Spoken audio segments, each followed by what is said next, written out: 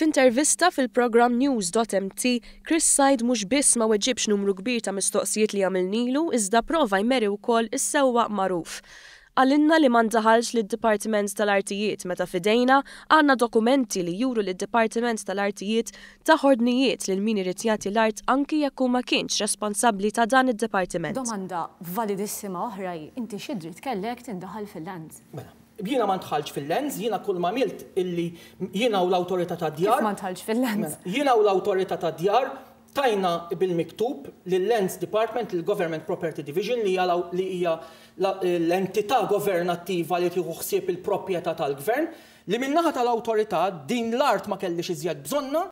Fid-dawl li Chris Said ma kienx il-Ministru responsabbli mid-Dipartiment tal-Artijiet u ma kienx hemm trasferiment tal-art uffiċjali bejn l-Awtorità tad-Djar u d-Dipartiment tal-Artijiet, qed jitnieslu dubji kbar dwar kemm dak li sar fis-7 ta' Marzu 2013 huwa legali. Staqsejna lil Chris Said x'responsabbiltà politika jerfa' jekk jirriżulta dan huwa ħarab iktar minn qatt qabel. X'jirriżulta jekk dak il-kuntratt issa joħroġ illi mhuwiex validu. Iva jew le se terfa' responsabbiltà politika. Ara jiena erfajt ir-responsabbiltà meta ridt li ssir ġustizzja.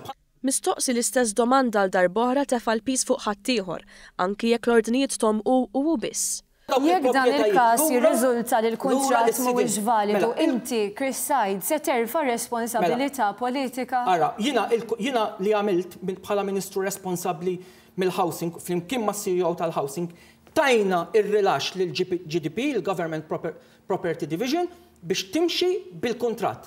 Imbagħad sta għalihom minn hemm il-quddiem biex raw huma kif jimxu biex isir il-kuntratt. F'dan il-każ, f'bidu ta' kampanja elettorali, Chris Said abbanduna proġett ta' housing soċjali biex paxxa l-privat.